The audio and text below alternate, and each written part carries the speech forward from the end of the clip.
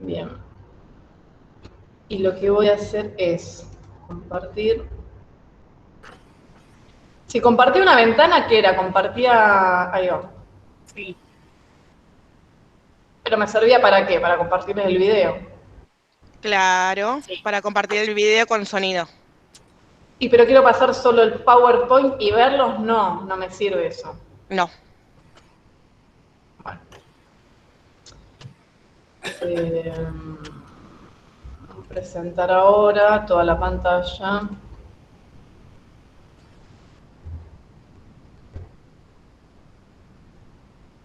Ustedes ya están viendo, ¿no? La pantalla y entonces, Sí, sí, ya se ve, profe. ok. ¿Les parece, digo, bien eso? ¿Me siguen viendo y esas cosas bien, no? O sea, como me Sí, avisan sí, si me tengo perfecto. que preocupar alguna cosa. Formalmente hoy estamos iniciando segundo cuatrimestre, estamos iniciando unidad 3 y en ese sentido, ahí por la expansión de la foto se ve medio mal, pero ese es un mural que hay obviamente, en Isla Maciel, que recién hablamos del aguante que tiene el barrio. No hay más allá del chiste, es un mural que está ingresado, en una de las partes por las que se puede acceder al barrio está este mural con esta representación que a mí me encanta, porque le hicieron los chicos del barrio. Esperen que tengo que permitir acceso.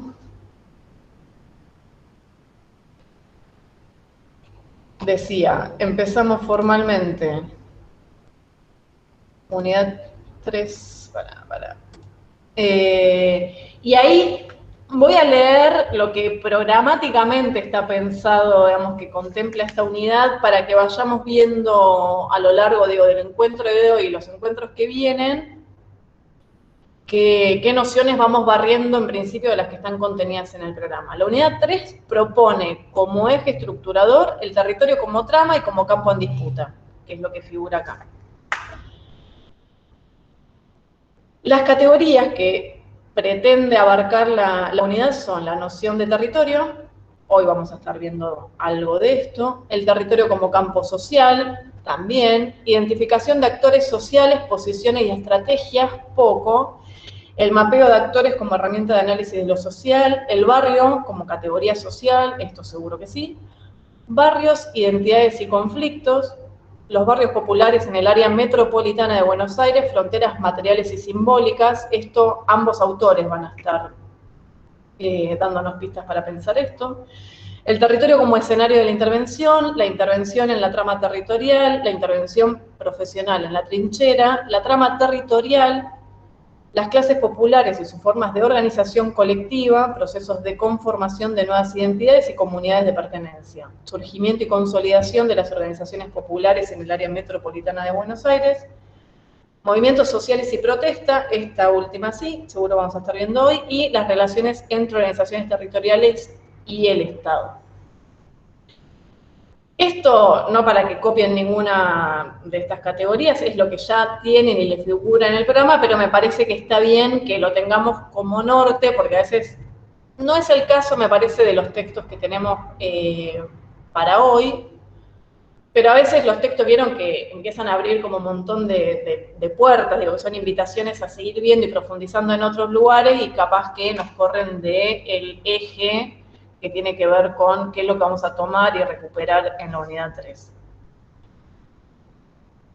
Particularmente en el encuentro de hoy vamos a intentar por lo menos pensar esto, el barrio como una categoría de análisis, y ahí tenemos dos autores que son Alejandro Grimson, que es antropólogo, es investigador y docente, ahí tiene algo más de cara, y Andrea Echevarría, ojo porque ahí no es una E, es una A, Echevarría, que es trabajadora social y es la actual directora de la carrera de Trabajo Social en la UBA. Y como les puse ahí, Andrea tiene digamos, es magíster en vivienda y hábitat y ella de hecho trabajó antes de dedicarse ahora al cargo, digamos, de dirección de la carrera, en el Instituto de Vivienda de Capital. Por eso también el texto y por eso también su formación, digo, su maestría tiene que ver con esa área, digo, es el área que ella profesionalmente ha trabajado. La tapa del libro de Grimson es esa, digo, como para que puedan ver. A mí me gusta porque a veces las fotocopias nos hacen perder, digamos, la noción de que se trata de un libro. Y verle un poquito como por lo menos la tapa, qué sé yo. Son cosas con las que cuelgo, ya saben. Y aquí, yo les decía ayer, como quienes estuvieran inspiradas e inspirados en la lectura, que pudieran identificar cuál es la hipótesis con la que trabaja Grimson. ¿Alguien pudo identificar algo de eso o no? ¿O sí? O... En primer lugar, escribía difícil, Grimson. ¿Eh? Escribía difícil. ¿Grimson escribe difícil? No, es re fácil, es re lindo. Es re llevadero. Echevarría es una genia. El otro era medio... Decía, Es antropólogo, él es antropólogo y ella es trabajadora social, digo. Ahí ¿ves? grandes diferencias. Con Andrea entendíamos que me decía. Pero con Alejandro también no es tan... Pero igual ahora lo vamos a ir desmenuzando, pero la primera pregunta obligada es, ¿leyeron? Sí. Sí. Y no voy a insultar porque ya estoy grabando y ahora soy como muy prudente. ¿Leyeron? Sí. Bien.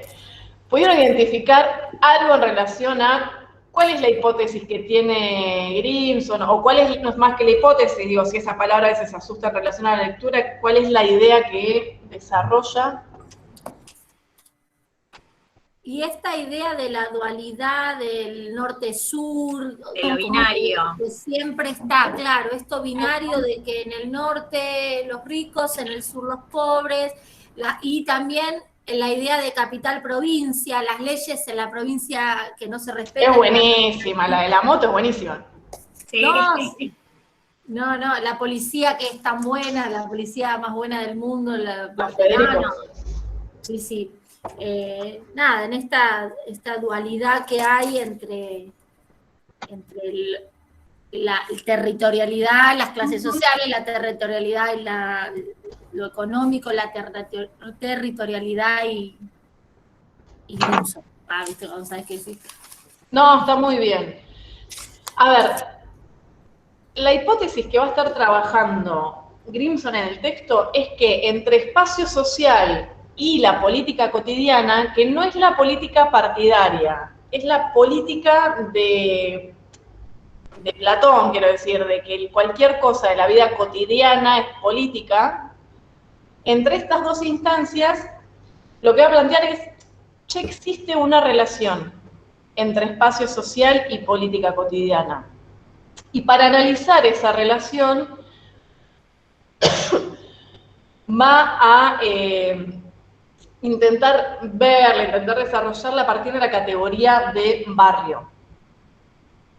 Y ahí va a dar una primera definición en relación a esta categoría, que es el barrio, y va a decir que el barrio es un modo, o el barrio es una modalidad de localización, es decir, de marcación, va a decir, de un contexto de interacciones sociales y de identificación social. Con lo cual, esta definición que él hace de barrio, lo que hace, digamos, claramente es desmarcarse, si se quiere, de cualquier definición más estática de barrio. O sea, pensar el barrio primero como una marcación de un contexto de interacciones sociales y identificación social no tiene nada que ver con pensar, ¿no?, como un barrio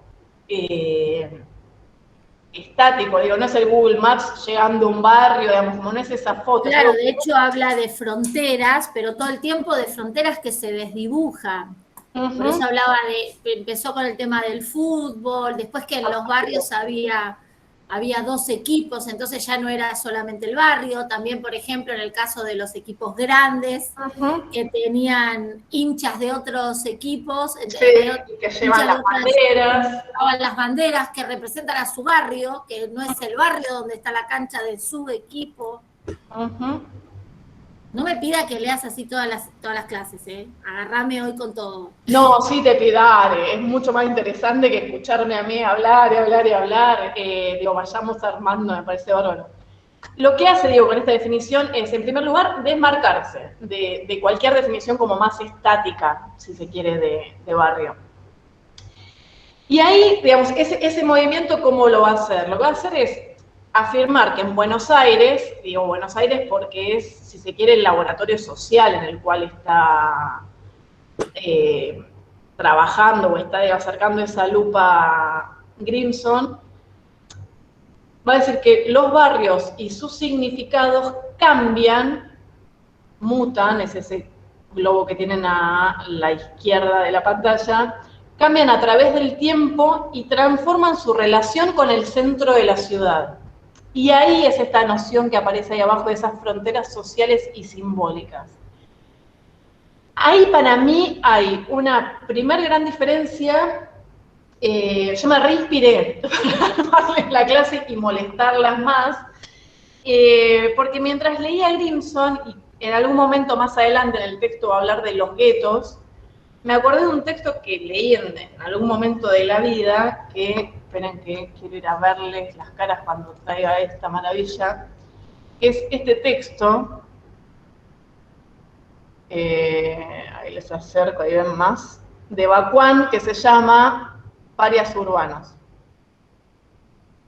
Yo, ¿por qué traigo esto? Primero porque tengo la vocación de molestar, que desarrollo bastante últimamente en la vida, y porque a lo mejor alguno de ustedes les interesa desarrollar en algún momento de su existencia algo en relación a barrios, a territorio y a esto de pensar los guetos. ¿Y qué, digamos, por qué limé con Bacwan, aparte de por la intención pura y exclusiva de molestar? Porque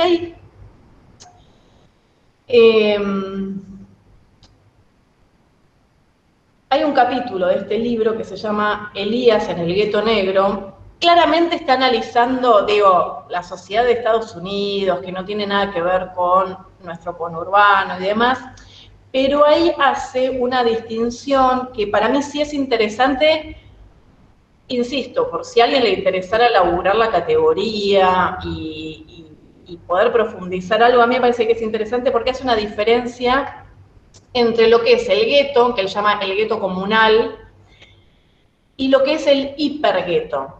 Para él el gueto comunal es el que surge post Segunda Guerra, digo, años 50, y que tiene que ver con el segregar a una comunidad negra muy empujada por una comunidad blanca, ahí totalmente atado al tema de la raza,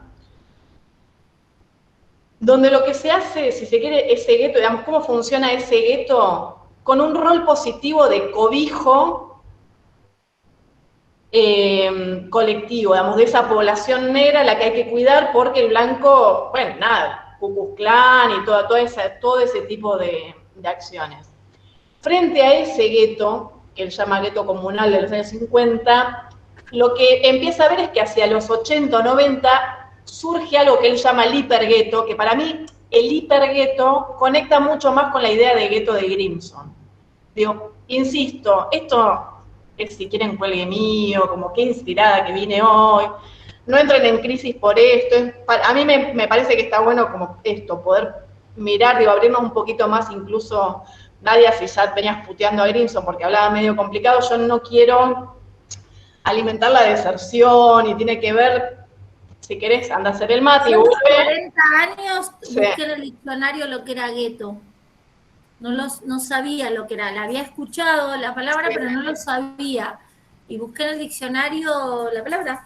No me da vergüenza decirlo. Ahora sé lo que... No, bueno, pero podemos seguir profundizando. Para mí es una buena categoría, también para pensar, porque Grimson la tira así, por eso me parecía que la tiraba como medio lavada, y es una categoría que es densa, digo, densa en el buen, digo, tiene historia, y hay muchos autores que la laburan, y entonces esto, si van a estar en algún momento haciendo algún trabajo que tenga que ver con barrio, que tenga que ver con territorio, también me parece que está bueno por lo menos llevarse hoy el nombrecito de, hay uno que se llama Loic Bacwan, que es un autor francés, que elabora algo vinculado a los guetos. ¿Y qué dice el hipergueto de los 80-90?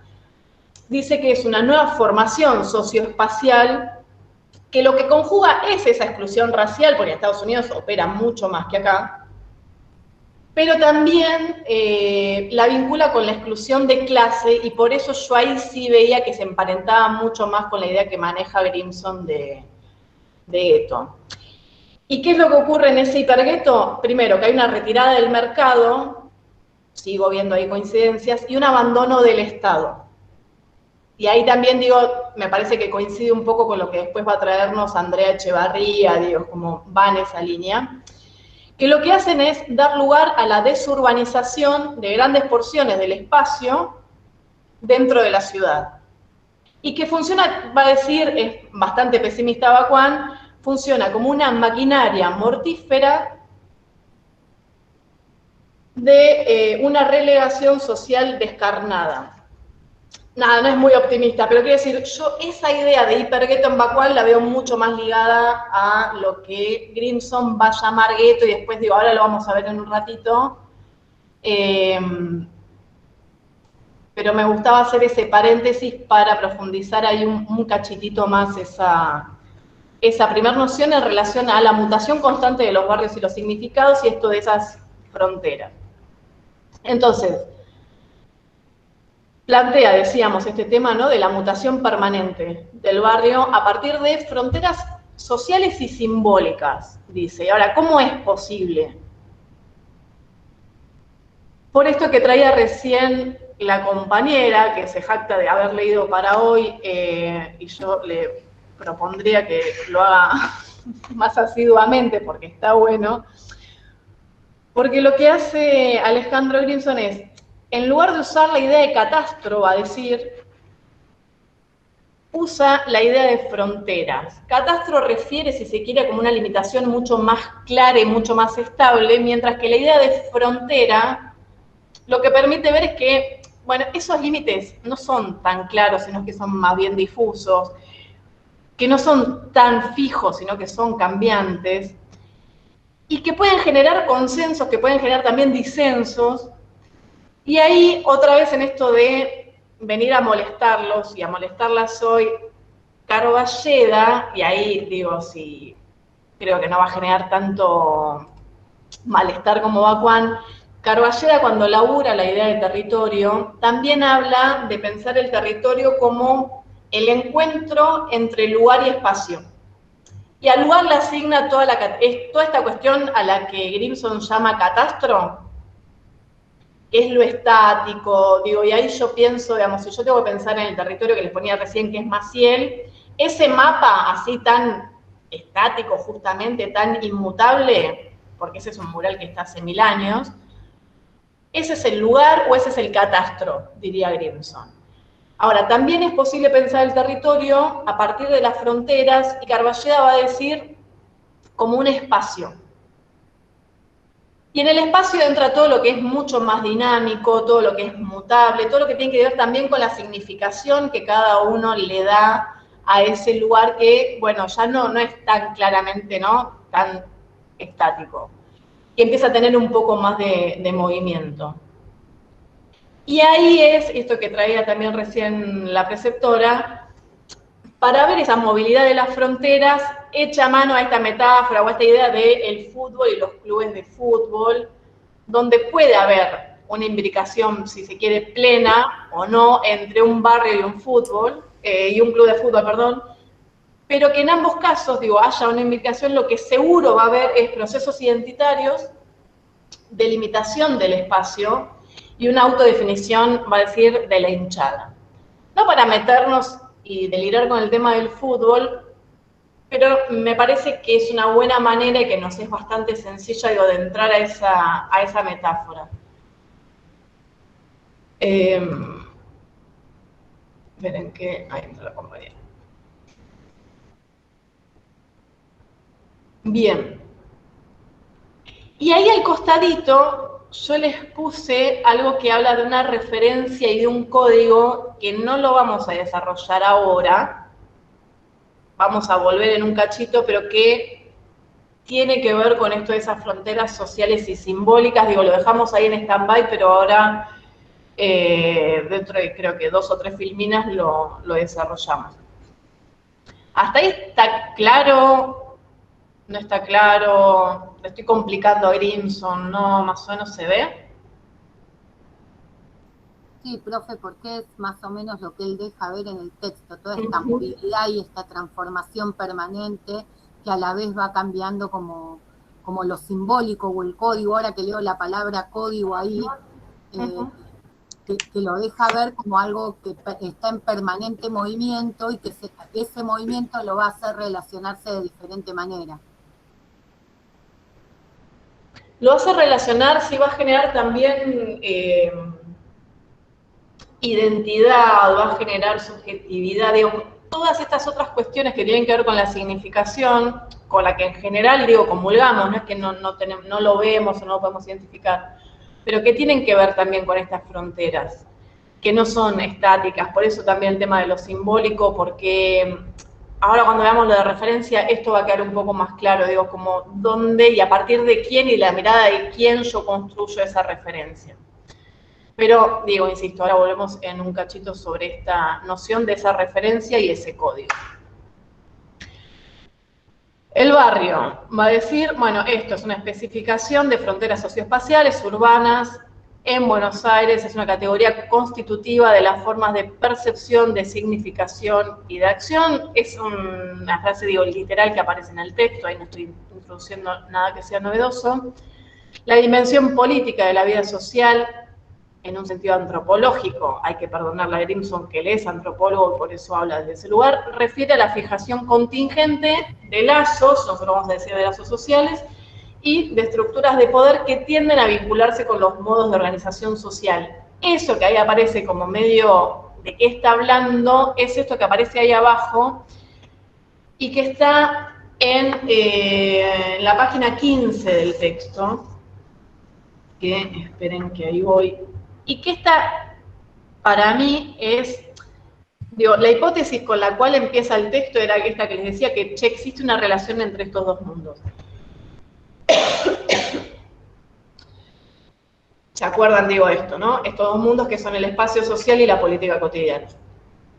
Ahora, profundizando un poco, porque eso ya queda claro que lo va a intentar ver a través de Barrio,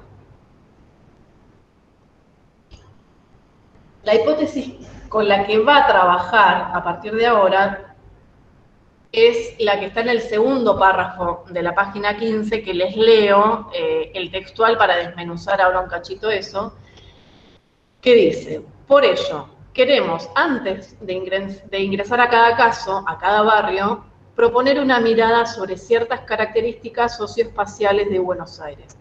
Las políticas neoliberales y la exclusión social profundizaron las fronteras sociales y simbólicas clásicas de Buenos Aires. A su vez, esas fronteras urbanas, imaginadas, vividas y estructuradoras de las prácticas sociales, hasta cierto punto fueron desafiadas por nuevos fenómenos sociopolíticos como los cartoneros, las asambleas o los piqueteros. Así, las transformaciones estructurales y las protestas sociales trabajan sobre los sentidos y la materialidad de esas mismas fronteras. Hay 3 cosas que hace ahí, y antes de entrar a cuáles son las 3 cosas que hace ahí en eso, en este párrafo y en esta elaboración de esta hipótesis, quiero subrayar el verbo que usa, que es el profundizaron. O sea, las políticas neoliberales y la exclusión social profundizaron las fronteras. Me parece hermosa la selección de esa palabra, porque en realidad cuando uno piensa fronteras, por lo menos en mi caso, digamos, lo que pienso es, qué sé yo, si es la frontera que nos divide, nos separa de Chile, es una frontera natural y que es un cordón montañoso sobre el nivel del mar. Eso es hacia arriba. Si imagino frontera, no sé, México, Estados Unidos, de hecho ahora es exageradamente un muro. Sí, un murallón, ¿no? Es un límite muy visible, en cambio en este caso... Es muy visible, es muy sobre el nivel del mar, es muy gráfico. Y ahora todo lo contrario, porque lo profundiza hacia abajo. Pero me parece que tiene que ver, para mí elige muy bien esa palabra, y por ahí me estoy quedando con algo que es pavo, pero para mí grafica muy bien toda la idea del texto, que tiene que ver con que esas fronteras son simbólicas. Entonces las profundizan. Y hay estos 3 movimientos que les decía. Primero, lo que va a decir es los procesos de pauperización, o lo que Andrea Echevarría después va a estar hablando de pobreza persistente. Todo eso lo que hace es marcar un corte, o remarcar un corte, ahí como profundizar. Ese es el primer movimiento. A su vez, esperen que quiere ingresar Romina.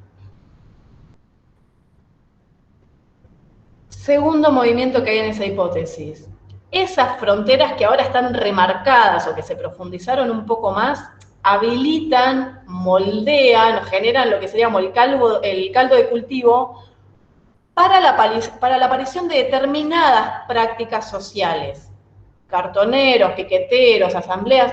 Después vamos a ver en un rato que no cualquier tipo de práctica social vinculada a la protesta social para cualquier territorio. Y el tercer movimiento es esas protestas sociales o esas configuraciones que adquiere o que asume la protesta social, esos fenómenos sociopolíticos, vuelven a cargar de sentido y materialidad esas fronteras, o sea, las vuelven a remarcar. O sea, primero remarcan, profundizan, después eso da lugar a determinado tipo de protesta y eso a la vez vuelve a remarcar. O sea, es esa hipótesis desmenuzada, son estas 3 ideas.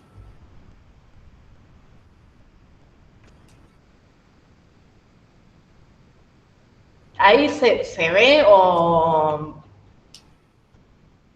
las quiero ver. ¿Estamos bien? Sí, sí. Sí, sí. Sí.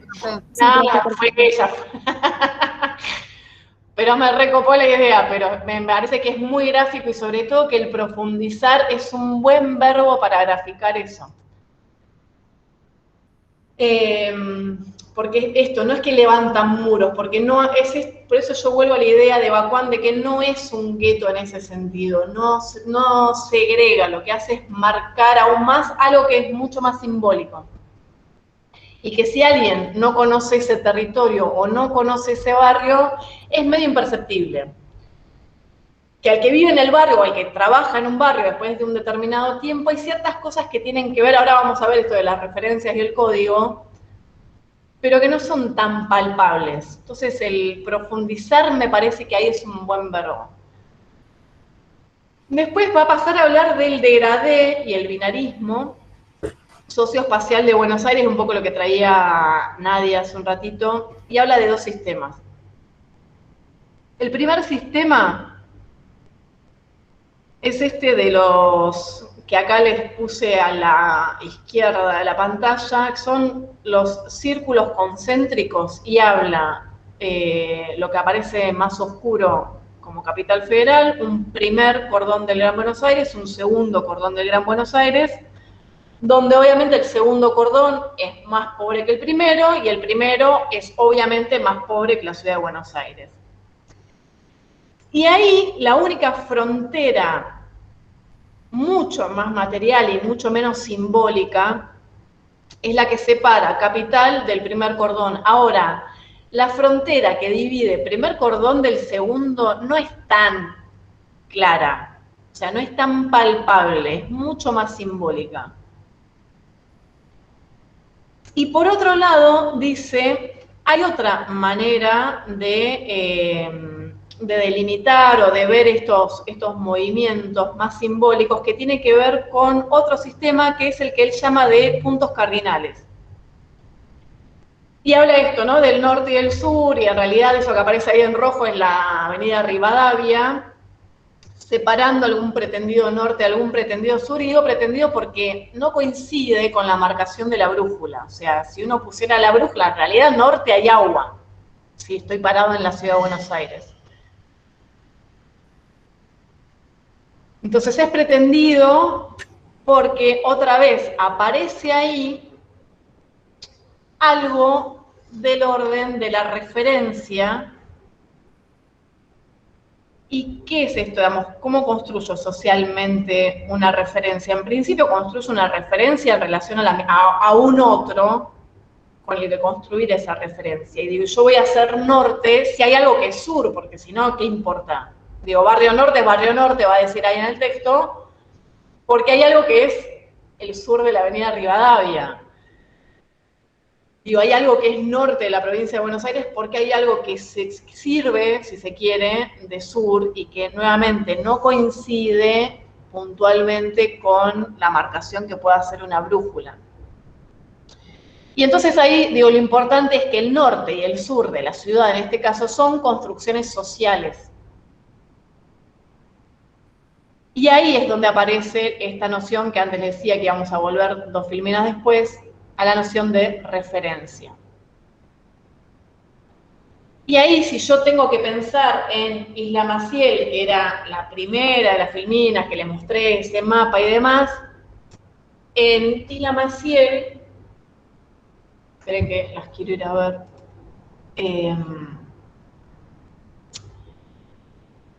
¿alguien conoce Isla Maciel? Isla Maciel está frente a la Boca y en realidad, históricamente, nace como un paseo que es una extensión de la Boca. Después, en algún momento, pasado el Riachuelo, se define que eso es provincia de Buenos Aires y entonces Isla Maciel pasa a ser primer cordón del conurbano y ahí frontera real y recontra, no simbólica, recontra tangible, que es el Riachuelo. Por lo cual, toda la fisonomía de Isla Maciel, toda la fisonomía, digo, vinculada a esa parte, digamos, donde uno puede acceder por bote, digamos, de hecho, la película La Mari, Susana Jiménez, que eso está filmada en la parte de adelante de Isla Maciel, la fisonomía de esa parte de adelante de Isla Maciel es bastante similar a la de Caminito, que son esos conventillos altos, chapa, no está pintado, no está hecho un circuito turístico. Pero hay una parte del fondo, y que el barrio llama la parte del fondo. Ahora, la parte del fondo es el fondo porque existe un adelante. Y dónde empieza el fondo no es muy claro. Para la gente de adelante es claro dónde empieza el fondo porque no es la parte de adelante. Para la gente del fondo, dónde empieza, o para la gente del medio, dónde empieza el fondo, no es que hay un cartel o una línea que marque, bueno, aquí bienvenido a la parte del fondo de Maciel. Entonces, vuelvo a esta idea de la referencia. Hay un fondo porque hay un adelante, como en la ciudad de Buenos Aires, hay un norte porque hay un sur. Ahora, esa significación social norte o esa significación que en el caso de Maciel es fondo, alude a una referencia que lo que legitima es imaginariamente una cierta verificación que no tiene que tener un correlato en la realidad. Lo que va a decir Grimson ahí es que la pregunta que tenemos que hacernos es ¿qué es lo que expresa esa simbolización? Porque más allá de que está bueno pensar que hay un norte porque hay un sur, o que hay un fondo porque hay un adelante y demás, bueno, ¿qué es lo que expresa? Y lo que va a decir es que esa referencia o esa separación lo que simboliza no es ni más ni menos que la cristalización de ese degradé, de ese binarismo urbano. Y ahí cabe pensar la civilización y la barbarie, la riqueza y la pobreza, la belleza y la fealdad, el bien y el mal, y todas las categorías binarias que podamos pensar en relación a esa dualidad. Profe, perdón, Sí. yo cuando leía pensaba, ¿no? Esa dualidad no marca también la parte de quiénes son los dominantes y los dominados, ¿no? Esa dualidad que nos permite realmente materializar eso. Pero cristaliza totalmente eso, porque entonces, bueno, si vos te tocó nacer en el sur, en este caso de la ciudad, vas a tener acceso a determinadas cosas porque estás en el sur y no es el mismo tipo de ciudadanía, y digamos, hay un montón de cosas que van a, digamos, de la mano de esta, digamos, de identificar esta cristalización. No es solamente si se quiere, el orgullo de ser del norte o ser del sur, o en Maciel soy del fondo y tengo más agua. No pasa solamente por eso, obviamente que es una cuestión identitaria, pero también hay una serie de recursos reales y simbólicos que van también de la mano de esa cristalización.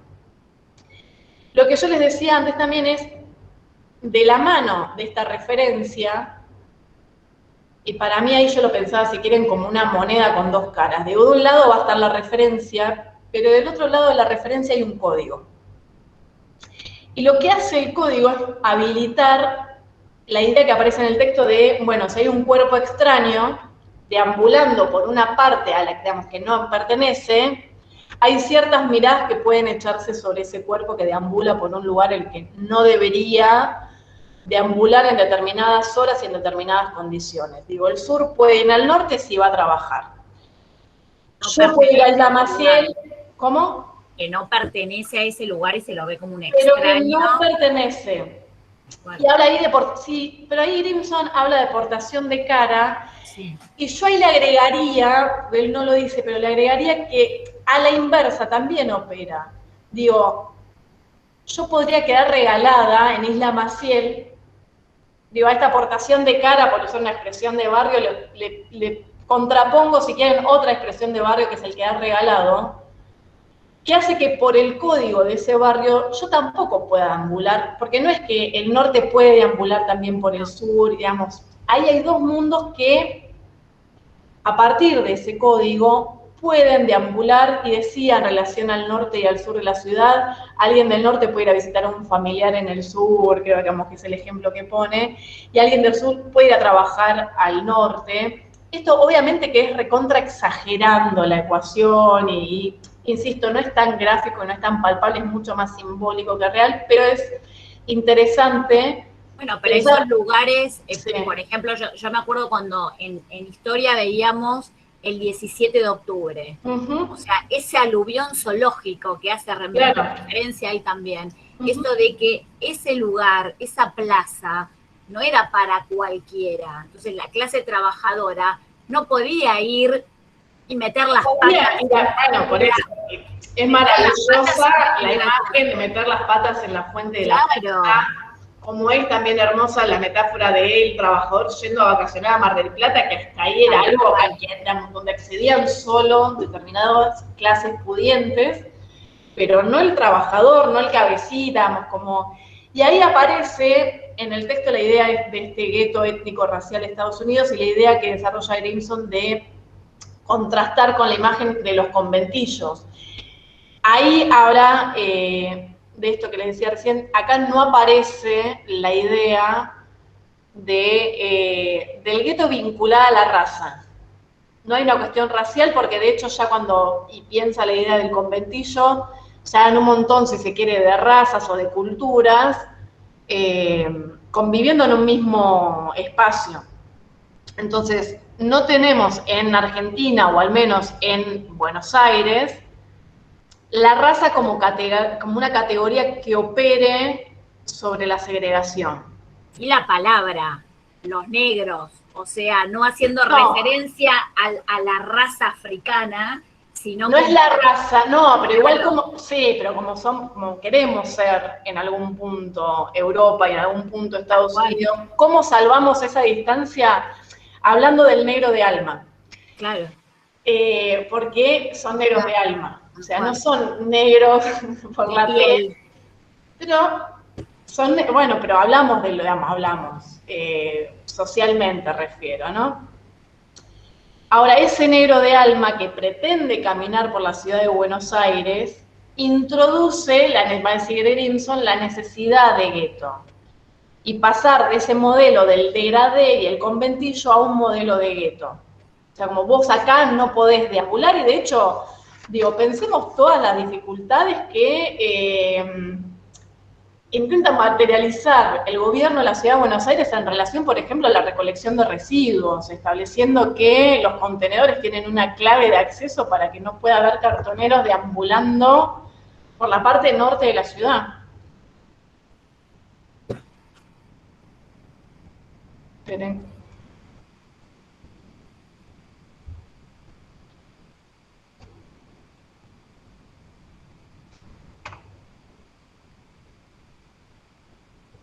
¿Se ve eso? ¿Hasta ahí estamos bien? Y lo que va a agregar, que era esto vinculado a los movimientos sociales y a las protestas, es que esas estructuras de los círculos concéntricos y de los puntos cardinales también sirven para clasificar espacial y socioeconómicamente a la ciudad. Eso ya, digamos, como lo dijimos recién, pero que también es posible agregar un nuevo elemento a ese análisis, que es pensar los movimientos sociales y la protesta. Y ahí lo que hace, que para mí es interesante, porque la verdad es que no me había detenido a pensarlo de esta manera, lo que hace es ir ubicando territorialmente, geográficamente, a los piqueteros, a los cacerolos, a los cartoneros, a los asambleístas. Lo recontra desarrolla eso en el texto.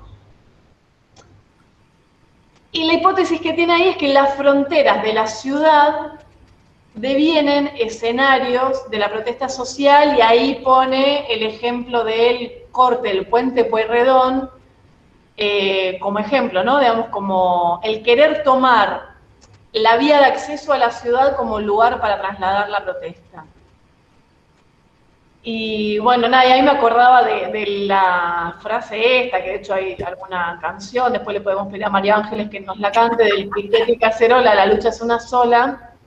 Y aparte me encanta el partido piquetero, digo, son todas cosas que ya quedaron medio como... Pero es verdad que la asamblea fue un fenómeno mucho más de capital, que las cacerolas y determinado tipo de cacerolas... Clase media fue. Sí, pero que digamos, piensa en todas las movilizaciones que hubo el año pasado en relación a... sí, a los médicos y demás.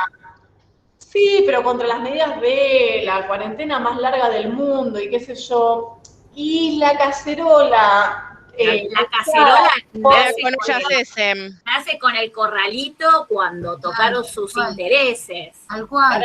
Hay sí, no era una cuestión de hambre. Señoras con, ¿cómo se llama? Sí, con los tapados de piel, con la mucama tocándole la cacerola. Esa es maravillosa.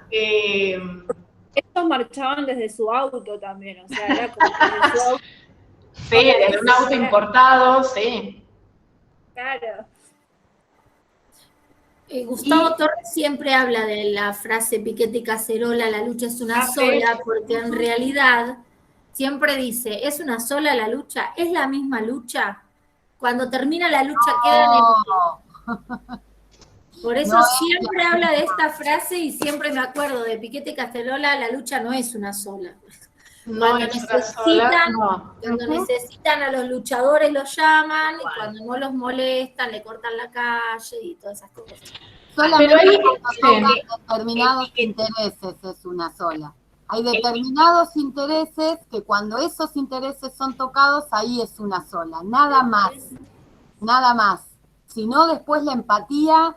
En la cuarentena también se vio perfectamente, cuando al principio éramos todos empáticos, pensábamos en los médicos, cuando se empezaron a fundir, cuando a la clase media le empezó a afectar fuerte el tema del aislamiento, bueno, los discursos no fueron los mismos. No, y aparte, ahí recuperando lo que estás diciendo, Vale, la clase media se vio apretada por la pandemia, pero pensemos cuánto más apretada se vieron los barrios, los sectores populares por la pandemia. Pero si había alguien que ellos no lo piensan, ellos están acostumbrados a que esa gente se caga de hambre y es así, la cosa es así, no tiene otra vuelta. Esa gente se caga de hambre y la historia es esa. Claramente, pero en esa llamada, esas movilizaciones, aparte en fechas simbólicamente es todo muy fuerte, digamos, y no hay un detalle que quede por fuera, sino que se analizar ahí. El tema de los médicos, aplaudirlos por un lado, pero si vivís en mi edificio, no estés, porque me puede contagiar. Escrache al médico que vive en el edificio porque puede ser portador del virus. Claro. Sí, no, es majestuoso. Ahora, página 30 del texto, para mí es muy interesante. Igualmente también hay otra cosa que pasaba con la cuarentena y llevándolo a esto, que es que entre los discursos de quejas era... A los pobres les dan, como que en ese momento ellos eran más pobres que los pobres. Que los pobres les daban el IFE, que a los pobres les daban esto, que a los pobres y a ellos, que no eran tan pobres, ahora eran pobrísimos. Y que encima ellos pagan sus impuestos.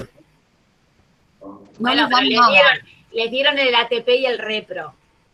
Claro, bueno, no, pero no ven nada de eso. Negros de... Ah, yo no vi el chat, sí, Negros de Mente. Acá los vecinos de Monte Castro hacían, para que tengo el cable de la cámara, piquete con la foto de San Martín por la línea. ¡Qué linda!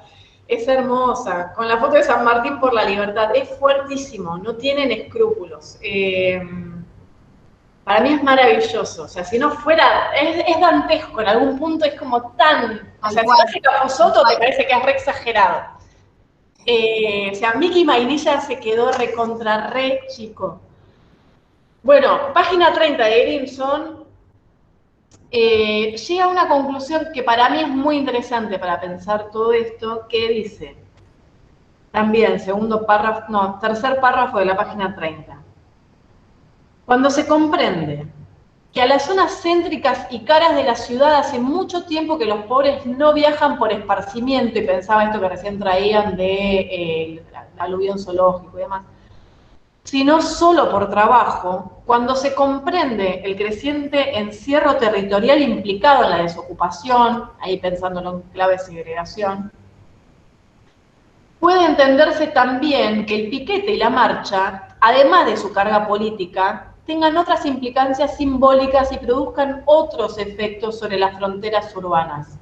Y ahí nuevamente pensar por qué se corta el puente Pueyrredón, por qué determinadas marchas molestan y atentan contra mi libertad de circular por la ciudad, y hay otras marchas que no. Por eso, digamos, me parece que es interesante, digo, también pensarlo en la dimensión simbólica que tiene también la protesta social y las diferenciaciones que hay entre un tipo de protesta y otro.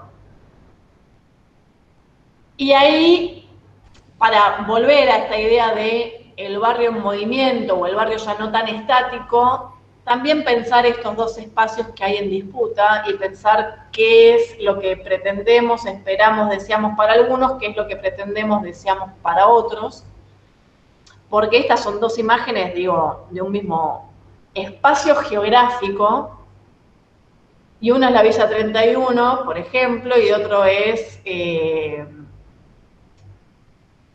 Puerto Madero, digamos, como que no hay... Es difícil de explicar, si alguien viene de afuera y hay que explicarle por qué están tan cerca y tanta distancia real, no solamente simbólica. Bueno, porque hay dos tipos también de espacios en disputa detrás de todos esos mecanismos y de todas esas simbolizaciones. La siguiente autora que teníamos para seguir avanzando en la misma línea, porque ahí, independientemente desde el lugar en el que hablan, esto que marcaba Nadia al principio, vamos, uno claramente es antropólogo y otra es claramente trabajadora social. El libro en el cual sale publicado el artículo de Andrea es un libro de Adriana Clemente, que es ese librito con esta tapa que les pongo acá a la derecha. Y la hipótesis del texto va a ser que las condiciones del barrio o del territorio tienen una fuerte incidencia en las familias que padecen pobreza persistente. Y para desarrollar la hipótesis, lo que va a hacer es caracterizar ese entorno y la forma en que es significado. La definición que hace Andrea Echevarría de territorio, de barrio, es pensar el espacio, el territorio o la ciudad como algo que se produce socialmente, por eso digo, van en la misma línea, no ve algo ahí estático, no ve un googleo tal barrio y dónde queda y es un mapa que no se mueve, sino lo que hace es ver que también hay algo en relación a esa producción y a esa construcción social. ¿Quién produce esa construcción? Múltiples actores sociales, va a decir Andrea. ¿Y qué condiciones entran en juego en esa construcción? Dos tipos de dimensiones, dimensiones materiales y dimensiones simbólicas. Y ahora, la relación entre ese espacio y el territorio y estas relaciones sociales o esas dimensiones es dinámica y es compleja. O sea, que además de ser una construcción, una vez que se construye, no es así una vez y para siempre, sino que está en permanente movimiento. Y lo que hace ahí es analizar tres variables, tres elementos que condicionan las prácticas familiares en el territorio. El uso de los espacios públicos, la violencia y la accesibilidad. En relación al uso de los espacios públicos, lo que va a decir es que los espacios públicos están íntimamente ligados a la concreción del derecho a la ciudad. Son espacios de mediación y entonces, digo, ¿entre qué cosa están mediando? Entre el derecho o la enunciación de un determinado derecho y su efectiva o no concreción. O sea, yo puedo decir, no sé, hay derecho a la educación. Ahora, ¿hay una escuela en ese barrio? Bueno, ese espacio público, Andrea Echevarría lo piensa como la concreción material de un derecho que se enuncia. Entonces se habla de la tríada entre ciudadanía, uso de espacios públicos y, y derecho. Exactamente. Entonces, en ese sentido que trae Nadia, es el espacio público dice habla, y lo encomilla.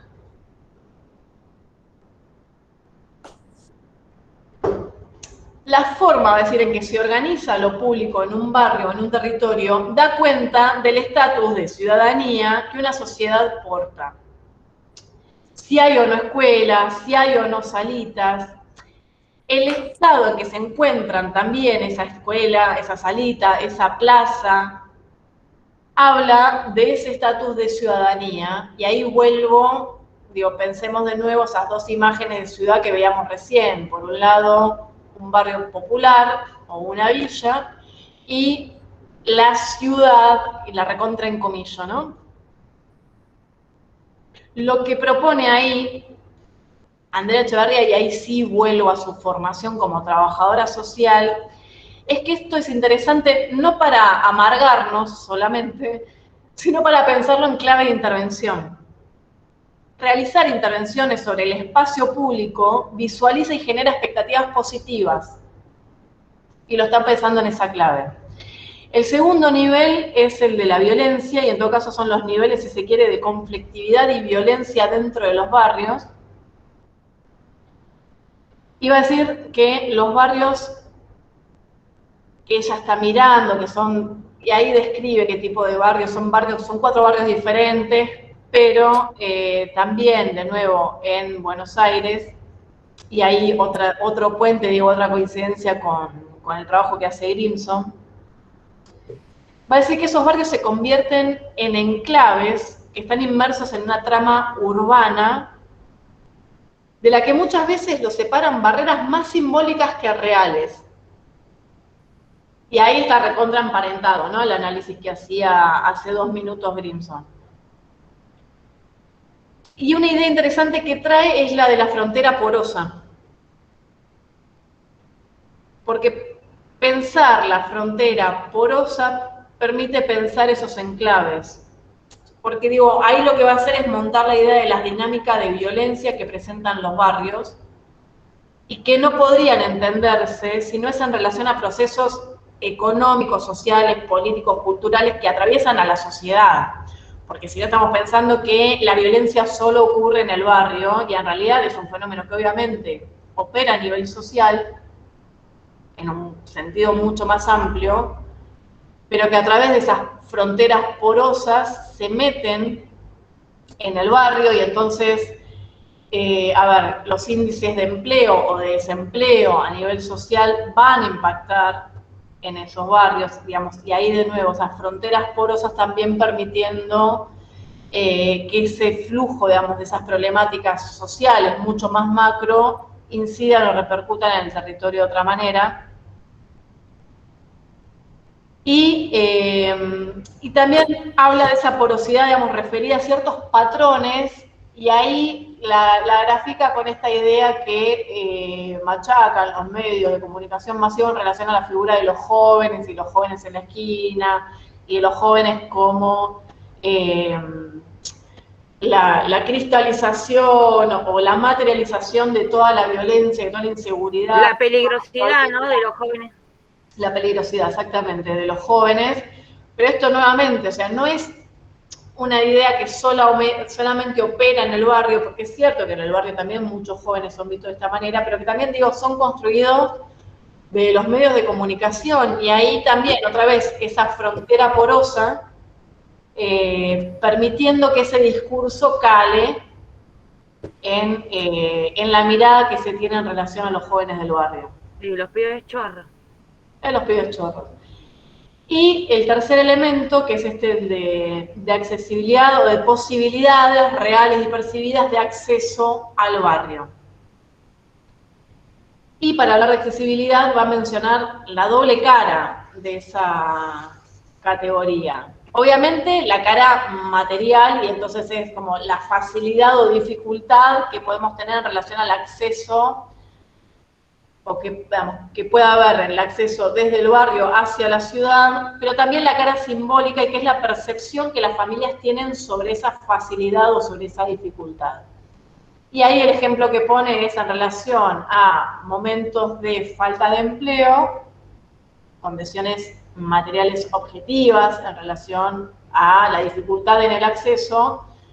También la otra cara que tiene que ver con lo simbólico y cuánto incide el poner, y ahí es el ejemplo que usa, poner en un currículum, el vivo en Isla Maciel, para seguir con mi ejemplo.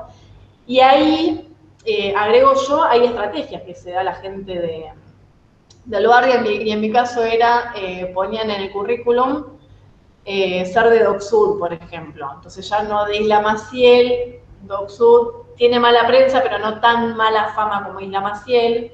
Y digo, son esas estrategias que tienen que ver con... Bueno, acá nombraba que, por ejemplo, para no ser estigmatizado, ponían la dirección de un vecino o de otro familiar, para un familiar de donde realmente eran. Exactamente.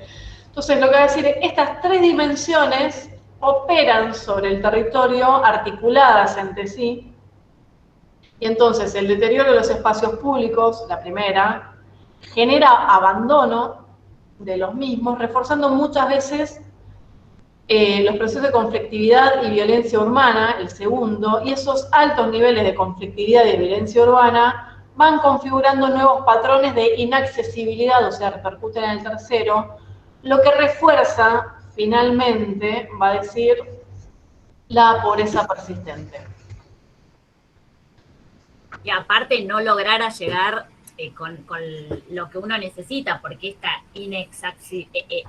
esta falta de acceso hace que no pueda entrar una ambulancia, que no pueda entrar un bombero, que no, o sea, los perjudica a ellos también, esto de, bueno, acá no entra nadie, también repercute en todos los sentidos. Bien, se vio, quedó un poco más claro esto que nadie decía, Grimson, qué difícil. No es difícil, es antropólogo y labura. Que hablaba difícil, no que era difícil. No, era mucho. Ahora se da vuelta como una media, nadie. Hemos tenido autores y autoras difíciles. Si quieren podemos volver a Esther Díaz, a pensar. No, con Esther Díaz o con Heller, gracias. Prefiero a Grimson. Bien. ¿Estamos bien? Consultas, dudas, sugerencias, inquietudes. Gracias, Milagro, lea el chat. Gracias, Mili, bancando la parada. Bastante tranquila vuelta de las vacaciones. No, bueno, podría haber sido peor y podrían haber tenido que leer Bakuan. Para mí no es mala lectura sugerida, quizás para el que viene voy a meter ahí semillita para levantar ahí un poquito. Pero es interesante a mí me parece que, ¿qué nos aporta? Digo, pensar el barrio o el territorio en movimiento, porque si no tendemos a pensarlo como algo estático, pensar también esto de las fronteras simbólicas, pensar de qué manera esto de las fronteras porosas, digo, de qué manera también todos los problemas sociales, y recién hablábamos, medio en chiste, medio no, esto de la pandemia y cuánto afectó a la clase media. Por supuesto que afectó a la clase media, digamos, yo creo que en líneas generales somos clase media en este grupo, y hemos hecho malabares, todos, todas, para acomodarnos, digamos, nadie minimiza. Todos la pasamos muy mal. Ahora hay cierta porosidad en las fronteras que también hace que algunas condiciones de base que tienen que ver con la conflictividad, con el acceso no y demás, terminan reforzando también otros procesos que ya vienen operando en los sectores populares. Entonces, me parece que también está bueno para pensar un poco más en profundidad todos esos procesos en el territorio, porque si no hablamos de territorio, yo antes decía, Diego Grinzo me parece que usa la categoría de gueto, no lo estoy desmereciendo, medio lavada. Me parece que tendemos a hacer lo mismo cuando hablamos de territorio o de barrio, porque ya la tenemos como tan metida que queda como medio lavada la categoría, y poder pensarla a partir de estos primeros elementos. Después vamos a seguir en toda la unidad 3 viendo territorio, viendo barrio. Bueno, me parece que nos da un par de herramientas más, de categorías más para pensar ese escenario. Profe, ¿No? Sí. Ahí dijiste algo que yo vengo pensando hace rato, esto del acceso, ¿no? Porque volviéndolo a comparar con el tema de pandemia, yo, por ejemplo, el primer año de pandemia estuve todo el año sin trabajo.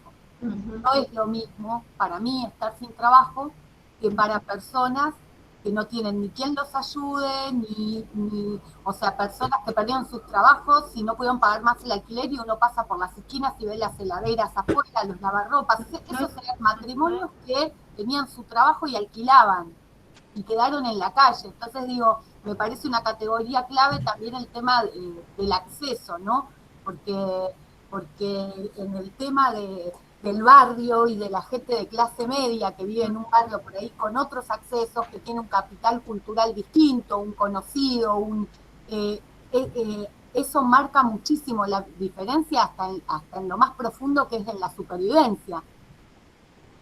Y eso lo veíamos el año pasado en esto de la pobreza persistente y los nuevos pobres. Claro. O sea, el nuevo pobre, el que está colgado de la soga y se cayó, pero que tiene esto que decía Valeria, o sea, por ahí tiene un conocido sí, que puede respirar llevar, un poquito.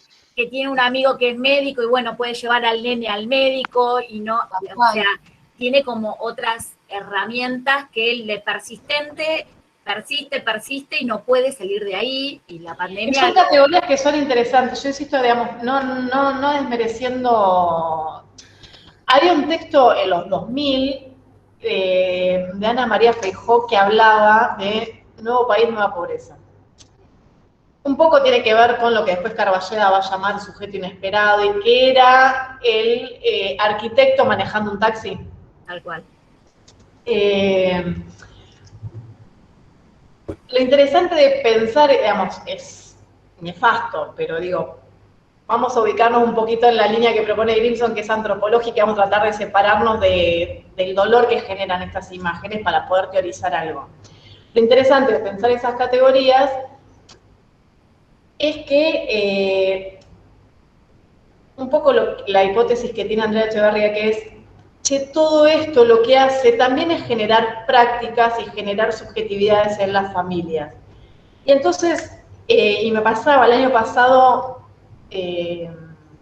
pandemia, yo tuve un paso muy fugaz por el Ministerio de Desarrollo de la provincia de Buenos Aires,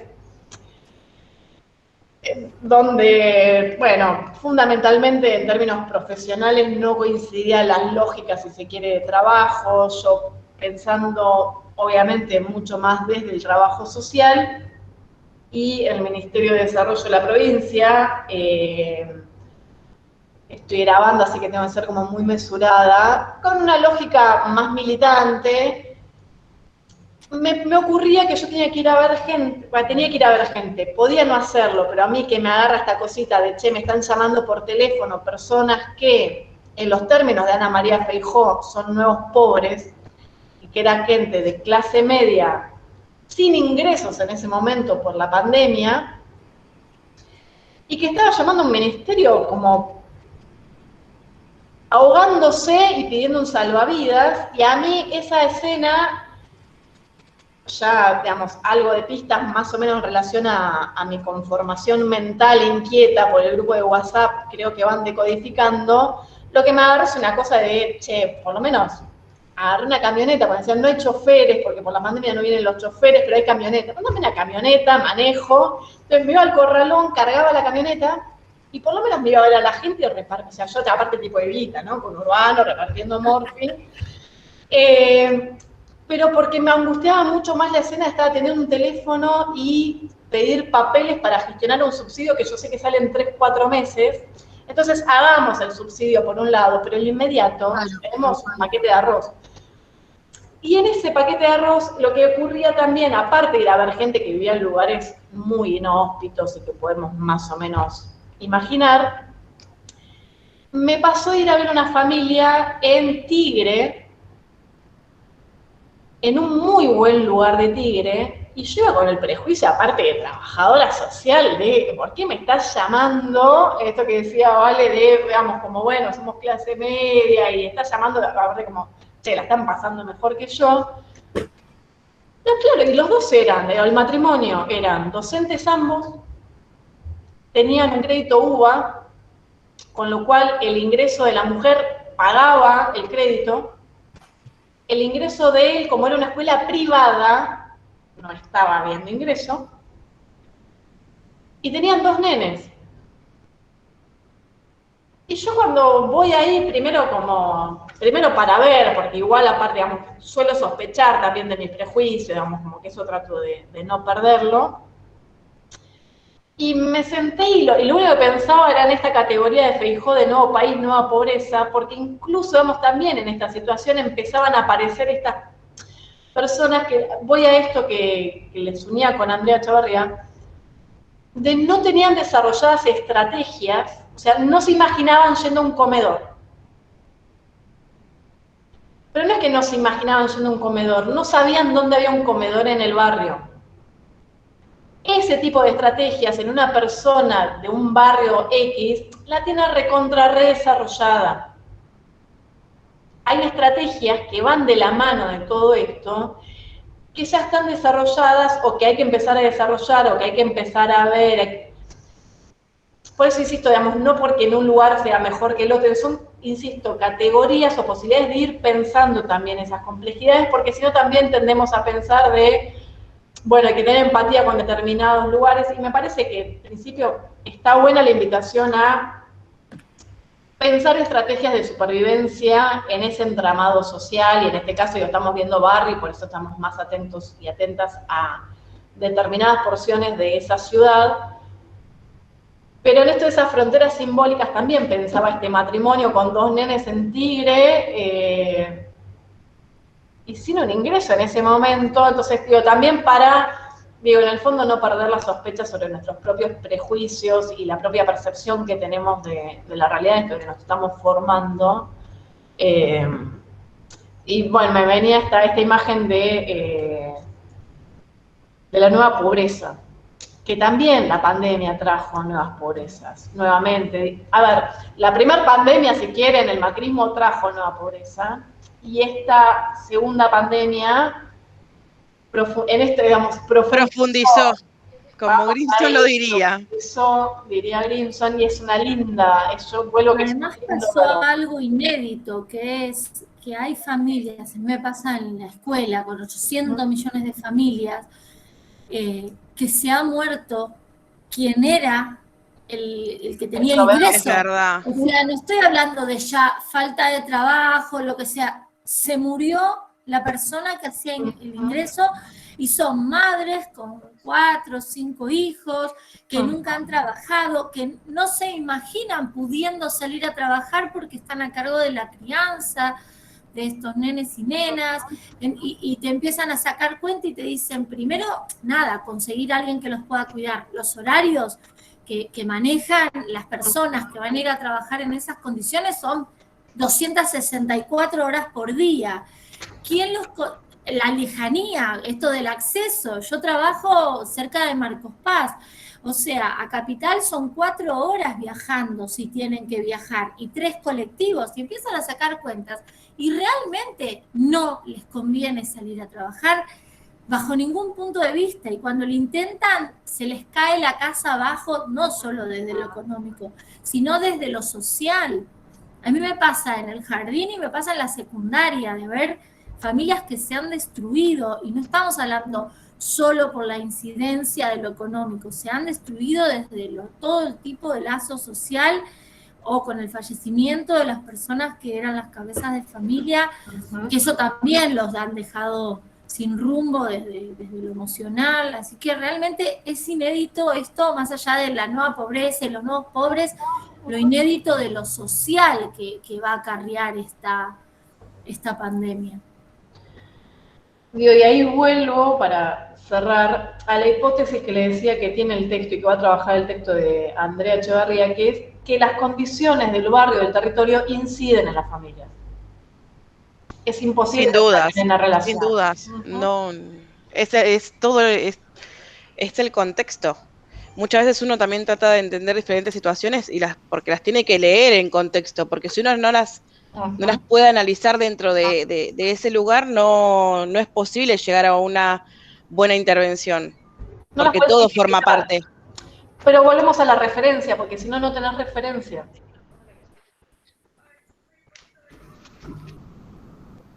¿Se ve? Sí, estamos bien.